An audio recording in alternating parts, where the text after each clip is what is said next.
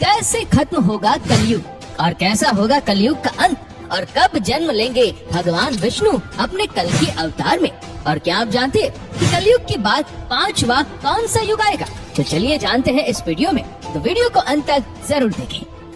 हिंदू धर्म के पौराणिक ग्रंथ में 4 युग का जिक्र किया गया है, सतयुग, त्रेता युग, द्वापर और कलयुग। इसमें से क्या आप जानते हैं सबसे श्रापित यानी कि सबसे खराब युग कौन सा है, और ये युग में कैसी कैसी आफत का सामना करना पड़ेगा?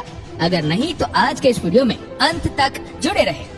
तो दोस्तों, पौराणिक ग्रंथ के अनुसार 4 युग में से सबसे श्रापित और खराब युग कलयुग को माना गया है, और हम जिस युग में जी रहे हैं वो कलयुग ही है। और ये शायद मुझे बताने की जरूरत नहीं है कि दिन प्रतिदिन कलयुग की हालत बद से बदतर होती जा रही है। वैसे कलयुग के बारे में ये लाइन तो आपने जरूर सुनी होगी, रामचंद्र कह गए सिया से, ऐसा कलयुग आएगा, हंस चुगेगा दाना दुनका और कौवा मोती खाएगा। दोस्तों, कौवा मोती खाएगा या नहीं ये तो आने वाला समय बताएगा, लेकिन कलयुग के बारे में ऐसा बहुत कुछ है जिसका जिक्र हमारे पौराणिक धर्म ग्रंथों में किया गया है, और यकीनन इसे जानने के बाद आप भी कलयुग को श्रापित युग मानने लगेंगे। दोस्तों, क्या है कलयुग की पूरी सच्चाई हम आपको बताएं, उससे पहले आइए बाकी 3 युगों के बारे में थोड़ा जान लिया जाए।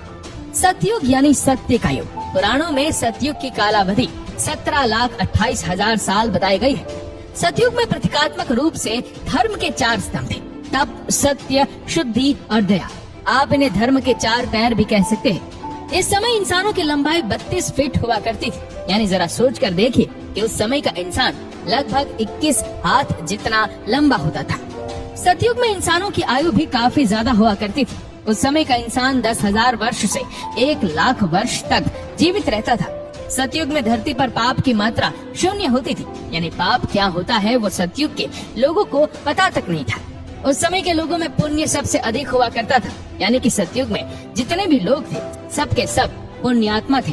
राजा हरिश्चंद्र की कहानी तो आप सबने सुनी होगी, जो अपने पूरे जीवन काल में सदा सत्य के मार्ग पर चले थे, यहाँ तक कि सत्य के लिए उन्होंने अपना और अपने परिवार का बलिदान दे दिया था।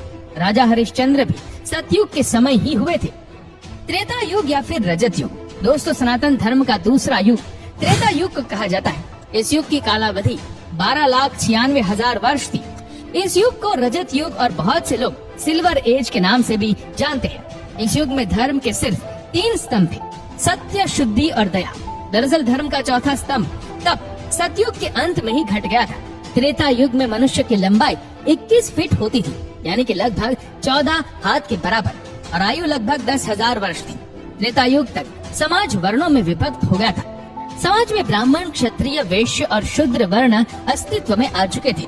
इस युग में लोग अपने कर्तव्यों का पालन तो करते थे, लेकिन उनके अंदर लालच और ईर्ष्या की भावना ने घर कर लिया था। इसलिए त्रेता युग में पाप की मात्रा बढ़कर 25% हो गई थी और पुण्य की मात्रा घटकर 75% रह गई थी। जहाँ इस युग में भगवान विष्णु अपने वामन और राम अवतार में अवतरित हुए थे, तो वहीं इस युग में बाली और रावण जैसे महान राक्षस भी हुए। बाली जिन्होंने भगवान वामन को पूरी धरती दान में दे दी थी। द्वापर युग, दोस्तों सनातन धर्म का तीसरा युग द्वापर युग को माना जाता है। इस युग की कालावधि 8,64,000 वर्ष थी। धर्म का तीसरा स्तंभ शुद्धि त्रेता युग के अंत में समाप्त हो गया था, इसलिए इस युग में धर्म के केवल 2 स्तंभ ही बचे थे, और वो थे सत्य और दया। इस युग में इंसान की लंबाई घटकर 11 फीट रह गई थी, यानी लगभग 7 हाथ जितना, और उम्र घटकर 1000 वर्ष रह गई थी। इस युग के लोगों को अपने कर्तव्यों का ध्यान नहीं था। लोगों के अंदर काम, क्रोध, लोभ जैसी भावनाएं जन्म ले चुकी थी। इस वजह से इस युग में पाप की मात्रा भी बढ़कर 50% और पुण्य की मात्रा घटकर 50% हो गई थी, यानी इस युग में आधे मनुष्य पापी और आधे पुण्यात्मा थे। हालांकि द्वापर युग में ही इतिहास का सबसे बड़ा महायुद्ध महाभारत हुआ था, जिसमें एक स्त्री को भरे समाज में लज्जित किया गया था। धर्म को बढ़ता देखकर इस युग में भगवान विष्णु अपने श्री कृष्ण अवतार में अवतरित हुए थे और धर्म की स्थापना के लिए महाभारत के महायुद्ध में पांडवों का साथ दिया था।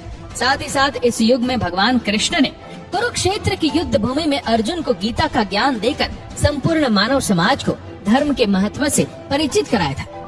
कलयुग, दोस्तों सनातन धर्म का चौथा और अंतिम युग है कलयुग।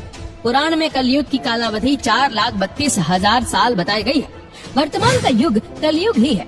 अभी कलयुग का प्रथम चरण चल रहा है।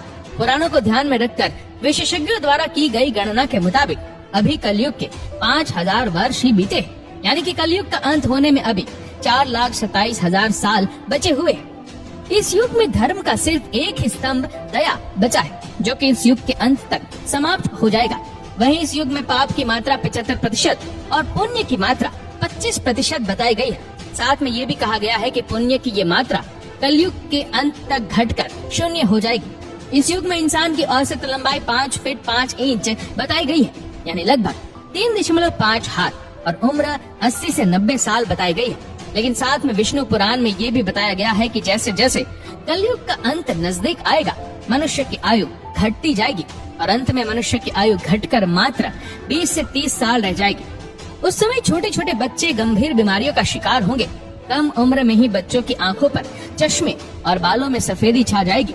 हर इंसान रोग से परेशान होगा, बच्चे से लेकर बूढ़े तक।